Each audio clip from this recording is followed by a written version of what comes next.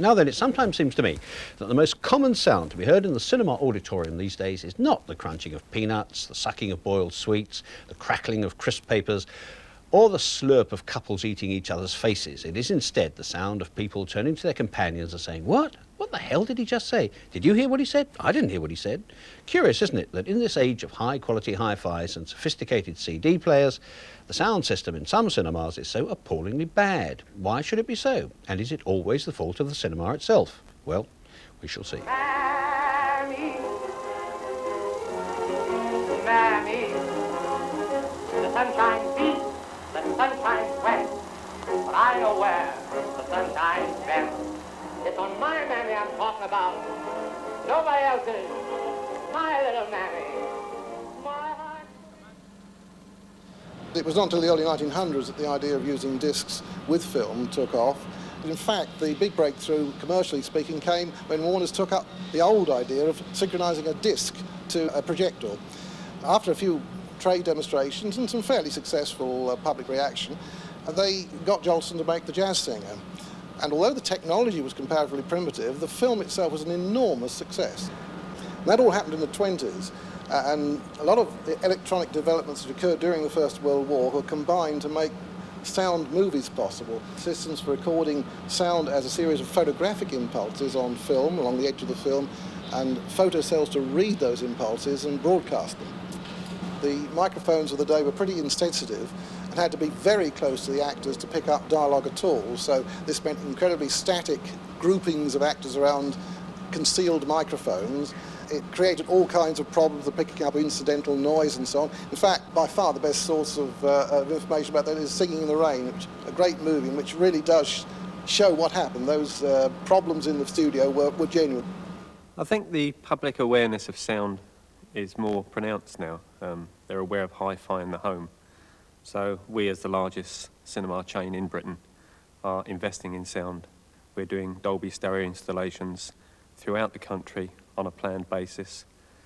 We are building brand new cinemas, multiplexes, as well as refurbishing existing cinemas, and sound is very important.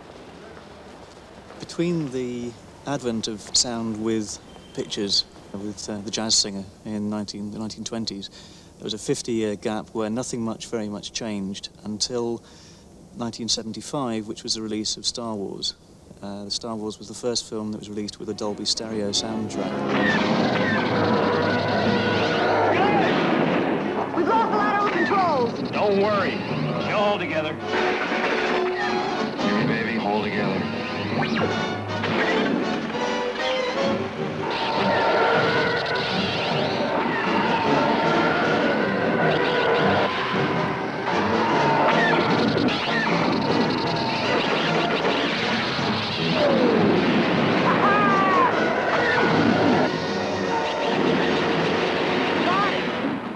Greatly improved soundtracks using the Dolby process merely expose the substandard quality of many cinema sound systems. One attempt to enhance existing equipment has been THX.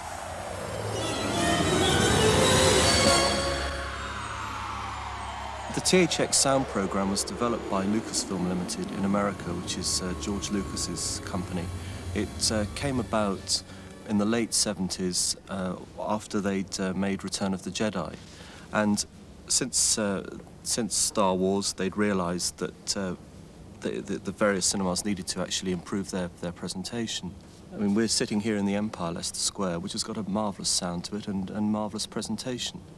And this is what members of the public will appreciate. The major type of complaint we get is usually that they can't hear the dialogue.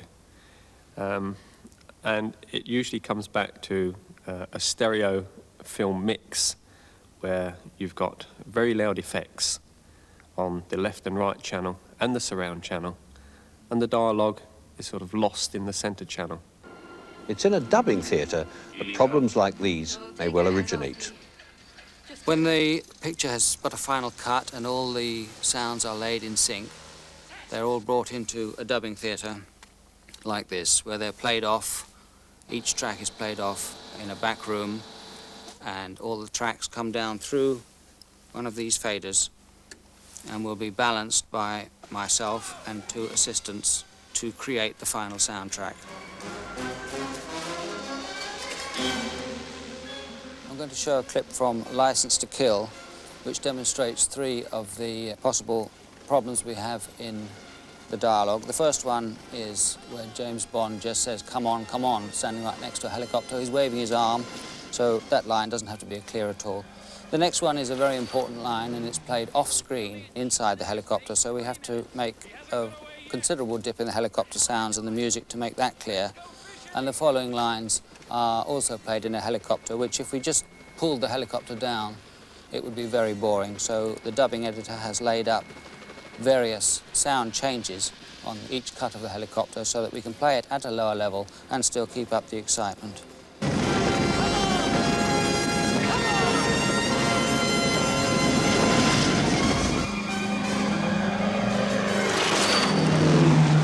He'll be in Cuban airspace in 20 minutes. He hasn't got away yet. What the hell are you doing? Let's go fishing! The biggest problem in these 3 little pieces is the off-screen line, where the audience aren't expecting it to come and they can't see the lips to relate to. So if I don't pull the effects down considerably more than I would normally, the result will be something like this.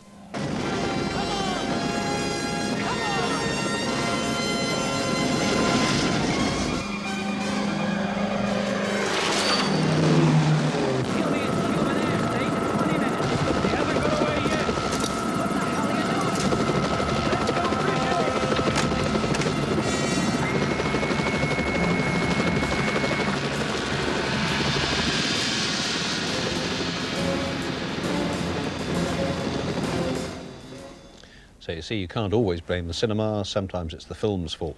Before we move on, I must thank the team at Pinewood Studios who recreated the dubbing process for that report.